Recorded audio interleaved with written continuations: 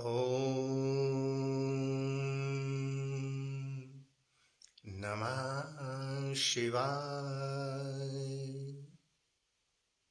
हे समस्त प्रिय आत्मन मित्रों, प्रभु प्रेमी, गुरु प्रेमी, ध्यान प्रेमी आत्माओं, आप सबके भीतर विराजमान अविनाशी अनंत परम गुरु परमात्मा के श्री चरणों में हिमालयन ऋषि का कोटि कोटि प्रणाम।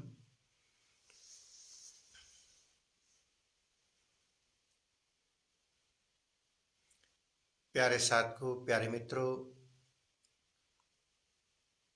आज फिर से हम सभी मिलकर साक्षी के बारे में जानेंगे। जिस साक्षी की हम इतनी महिमा गाते हैं, जिस साक्षी के बारे में इतनी बारी हमने सुना कि साक्षी हो जाओ, साक्षी हो जाओ। आखिर वो साक्षी है कौन? साक्षी होना किसे कहते हैं? साक्षी है क्या? तो आइए आज हम पुनः से उस साक्षी के विषय में थोड़ा सा जानें। सबसे पहले हम ध्यान के बारे में जानेंगे, फिर उसके बाद उस ध्यान के भीतर से साक्षी के बारे में।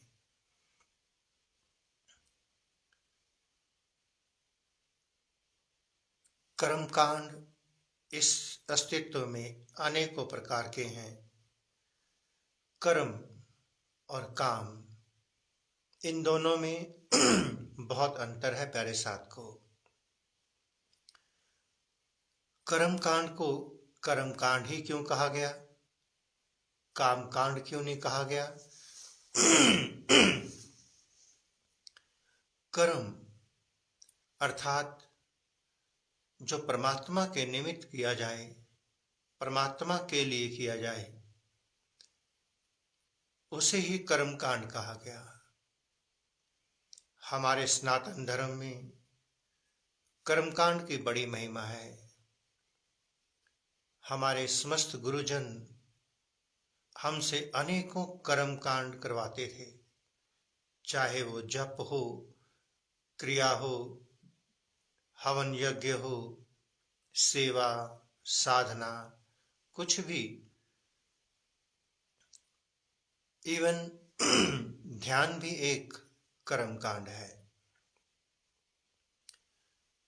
हमारे गुरुजन हमें परमात्मा से जोड़ने की अनेकों विधियां हमें देते रहे। आज वही कर्मकांड संसार के साधनों को जुटाने में उपयोग किया जा रहा है, जबकि ईश्वर का नाम कर्मकांड परमात्मा की प्राप्ति के लिए ही बना था। इसलिए इसे कर्मकांड कहा गया। जब तक हम इस देह के साथ जुड़े हैं, जैसे हम ध्यान में भी बैठें, ध्यान में बैठना भी एक कर्मकांड ही है। क्योंकि जब हमें कुछ भी करना पड़े, ध्यान में बैठना पड़े, पूजा करनी पड़े, जप करना पड़े, कुछ भी करना पड़े, जहां जहां करना है वहीं पर कर्मकांड है। और हम जब तक कर्मकांड से मुक्त नहीं होते, आत्मज्ञान परमात्मा को उपलब्ध नहीं हो पाते। एक कर्मकांड बाहरी है जो हम सबको दिखाई देता है, जिसमें क्षणिक सुख हमें मिलते हैं। क्षणिक सुख, उस सुख के बाद उसके विदा होते ही पुनः से हम एक नॉर्मल जैसे इंसान हो जाते हैं। किंतु ध्यान में हमें ध्यान भी कर्म कांड है, मानसिक कर्म कांड। उस ध्यान में हमें बीच बीच में आनंद की झलकियां मिलने लगती हैं। जैसे कर्म कांड करते समय सुख को मन जानता है कि सुख मिला, आनंद मिला। अक्सर लोग कहते हैं कि खूब आनंद बरसा, आनंद मिला। उस आनंद को किसने अनुभव किया? किसने? आखिर कोई तो है उसे देखने वाला। जब मैं ये कहता हूं कि मुझे आनंद मिला, उस आनंद को किसने देखा, किसने जाना, किसने बताया मुझे? इसका अर्थ इस शरीर के भीतर कोई और भी है जो मन से थोड़ा ऊपर है, जिसे मास्टर माइंड कह सकते हैं, साक्षी दृष्टा कह सकते हैं। उसे आप कोई भी नाम दे सकते हैं। साक्षी, साक्षी का अर्थ जो देख भी रहा है, जान रहा है और बता रहा है। और जब तक हम साक्षी हो रहे हैं, तब तक हम मन बुद्धि इंद्रियों के साथ जुड़े हैं। एक मास्टर माइंड के साथ हम जुड़ गए। इसे आप ध्यान की थोड़ी सी ऊंची स्थिति समझना। धीरे धीरे जब ये कर्म कांड, ध्यान एक कर्म कांड है, सुपर सुपर कर्म कांड है, जिस कर्म कांड से मोक्ष मुक्ति समाधि के द्वार खुलने की संभावना बनती है। भीतर एक मास्टरमाइंड साक्षी बैठा हुआ हमें बताता है, जगाता है हर पल। और जैसे जैसे वो हमें गाइडलाइन देता है, हम उसके गाइडलाइंस को इग्नोरेंस में ले जाते हैं, क्योंकि अभी साक्षी बहुत कम मात्रा में भीतर जगा है। जिस दिन जिस साधक का साक्षी तत्व है, साक्षी मास्टरमाइंड जिस दिन पूर्ण रूप से विकसित हो जाता है, उसी दिन भीतर का माइंड, भीतर का साक्षी हमें पाप और पुण्य से, शुभ और अशुभ से परे ले जाता है। फिर उसके बाद हमें ध्यान में बैठने की आवश्यकता नहीं पड़ती। हमारा हर कृत्य, हमारा हर कर्म ध्यान बन जाता है। जब तक हम मन बुद्धि इंद्रियों से जुड़े हैं, तभी तक हमारा जीवन पाप पुण्य शुभ अशुभ के पाश से बंधा है। इस अंतिम कर्म कांड से कैसे मुक्त हों? सबसे पहले तो हमें ध्यान में उतरना है, क्योंकि ध्यान में अगर नहीं उतरेंगे, तब तक हमारे भीतर का साक्षी तत्व जागृत ही नहीं होगा। वही साक्षी तत्व जो हमें जगाता है, बताता है, समझाता है, वही हमें इस ध्यान से मुक्त करेगा। सीधा सीधा ध्यान में उतरना हो, बिना मास्टर के ध्यान में उतरना हो, ध्यान के नाम पर क्रियाएं होंगी, कर्म कांड होंगे, अर्थात पूर्ण रूप से तन से जुड़ी क्रियाएं ही होती रहेंगी। पहले तन से भीतर मन, और मन के बाद सीधा मास्टरमाइंड, मास्टरमाइंड के बाद फिर तो उसके बाद की यात्रा अलग ही है। अक्सर साधक एक बात कहते हैं, सुनने में भी आता है कि स्वामी जी जब हम ध्यान में बैठते हैं, सो जाते हैं, पता नहीं जागे होते हैं, सब सुन भी रहा होता है और परे भी जा रहा होता है, हमें पता भी होता है, पता नहीं ये कौन सी स्थिति है। प्यारे मित्रों, ध्यान की एक एक स्टेप जैसे हम ऊपर को बढ़ते हैं, सबसे पहले साक्षी भाव जगता है।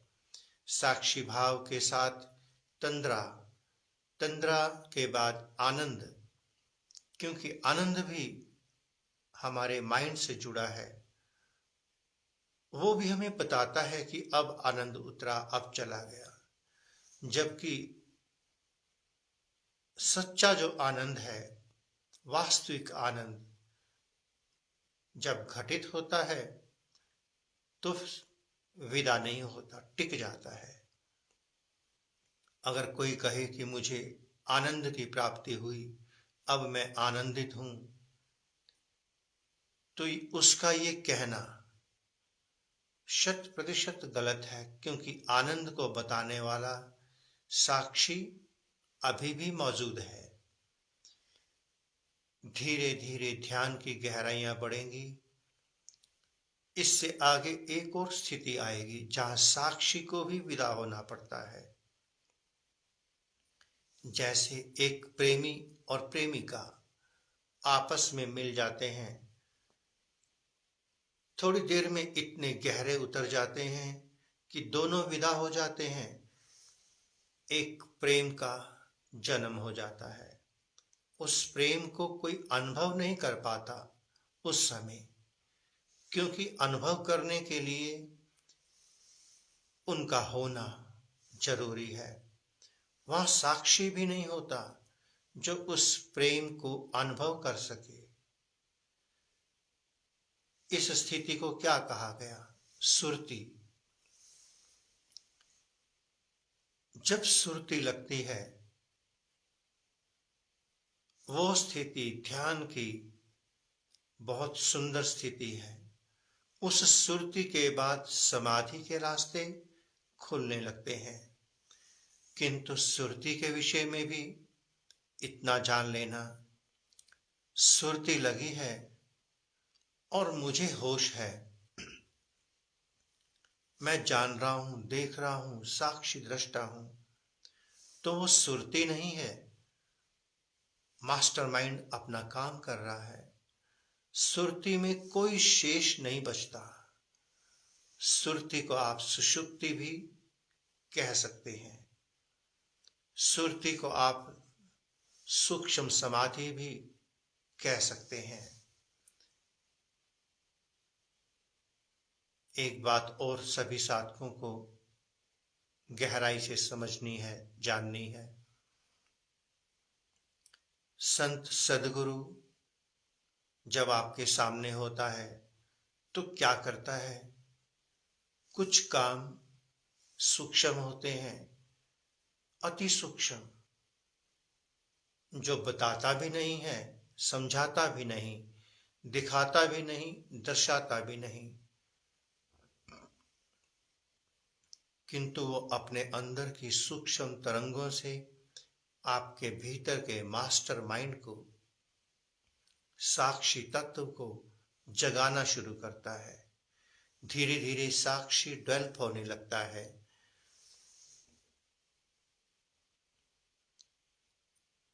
साक्षी के डेवलप होते ही हमारे जीवन की दिशा, दशा दोनों ही बदलने लगती हैं।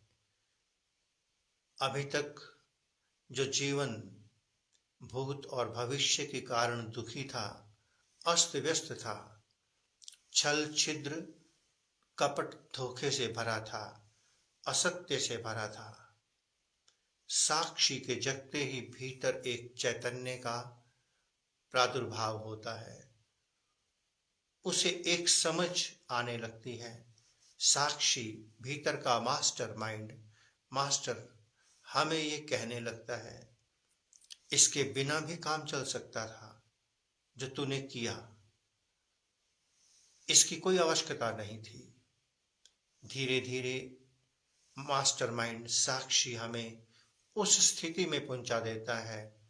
वो एक ही बात कहेगा, इस प्रकृति के खेल को देखते चले जाएं, दर्शक बनकर। अगर उस परमात्मा से, उस अनादि अनंत से रिश्ता जोड़ना है तो दर्शक बनकर केवल उसके खेल को देखना, उसके खेल को समझने का जरा सा भी प्रयास नहीं करना।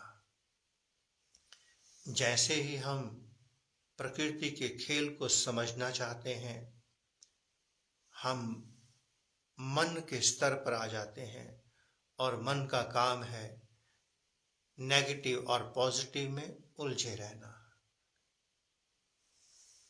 इसलिए प्यारे साथियों, आप सभी को जब जब कभी भी सौभाग्यशाली अवसर मिले अपने गुरुदेव के सानिध्य में जाने का, उनके सानिध्य में बैठकर ध्यान में उतरने का, तो अवश्य जाना। अगर आपका गुरु योगी है, ध्यानी है और उसके भीतर की महाशक्ति, आदि शक्ति, कुंडलिनी शक्ति जागृत है, तो आपके भीतर 100% ट्रांसफॉर्मेशन होनी चाहिए। आपके भीतर जो आज तक संसार, जो प्रतिस्पर्धा, जो रिद्धियां सिद्धियां पाने की आकांक्षा दौड़ रही थी, वो गिरने लगेगी। सदगुरु के प्रकाश में भी अगर अंधकार बना रहा, संसार बना रहा, तो वो प्रकाश कैसा। इसलिए प्यारे साथ को, प्यारे मित्रों, एक बात बड़े ध्यान से हम सबको समझनी है। साक्षी आपको समझाता भी है, जगाता भी है, किंतु वो साक्षी बार बार प्रयास नहीं करेगा आपके लिए, क्योंकि उस साक्षी का संबंध सीधा आपकी आत्मा से होता है। तो साक्षी का अर्थ कोई बहुत बड़ी चीज नहीं। जो हमारा मन से ऊपर जो बुद्धि है, उस बुद्धि का भी एक मास्टर है। बुद्धि सही दिशा देती है, मन कभी सही दिशा नहीं देता। किंतु जो मास्टर बुद्धि है, जो मास्टर माइंड है, वो कभी भी गलत दिशा देगी ही नहीं। एक पराबुद्धि भी है, किंतु वो तो तभी जगती है जब हमारी चेतना शिव नेत्र में पहुंचती है। जब तक हम शिव नेत्र में नहीं पहुंचते, तब तक पराबुद्धि, पराबुद्धि का मतलब बुद्धि से परे। अब बुद्धि से परे साक्षी भी नहीं बचता। साक्षी भी इस बुद्धि के साथ जुड़ा है। तो पराबुद्धि में जाने के बाद क्या घटता है, क्या होता है और क्या होना चाहिए, इसका उत्तर नहीं दिया जा सकता।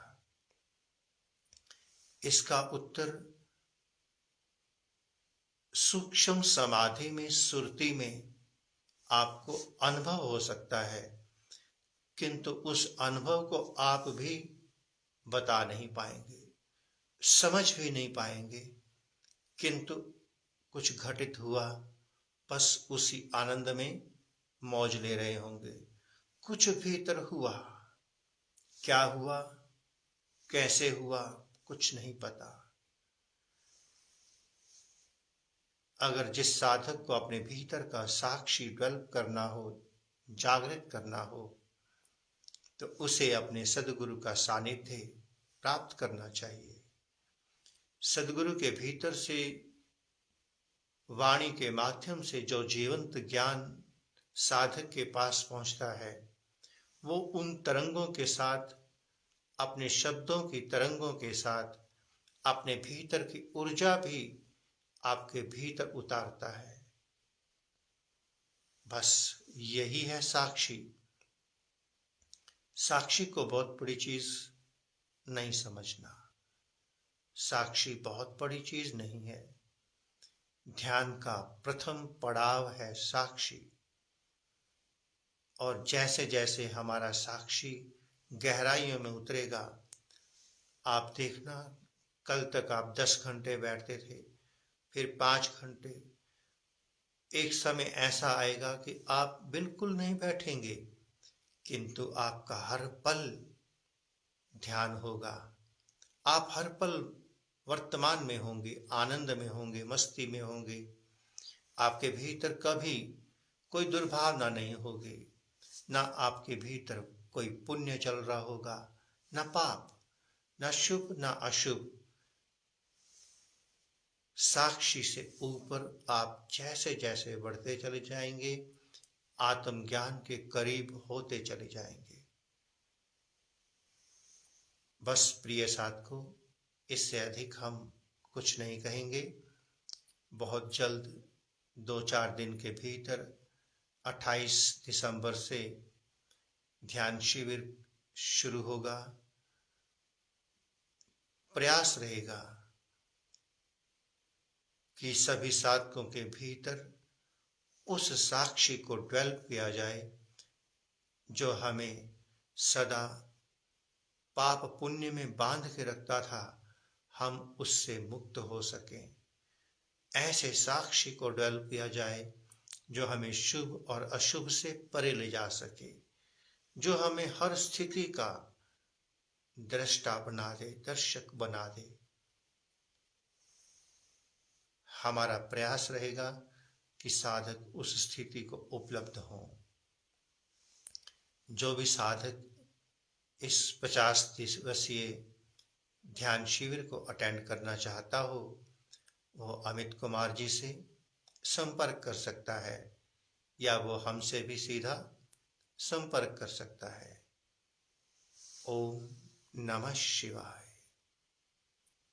पुनः से आप सबके भीतर विराजमान अविनाशी अनंत परम गुरु परमात्मा के श्री चरणों में हिमालयन ऋषि का कोटि कोटि प्रणाम, और संपूर्ण ब्रह्मांड में विराजमान समस्त देवी देवताओं, समस्त ऋषियों मुनियों गुरुजनों संत महापुरुषों के श्री चरणों में, संत महापुरुषों की ओर से आप सबको शुभ आशीष, शुभ मंगल कामना।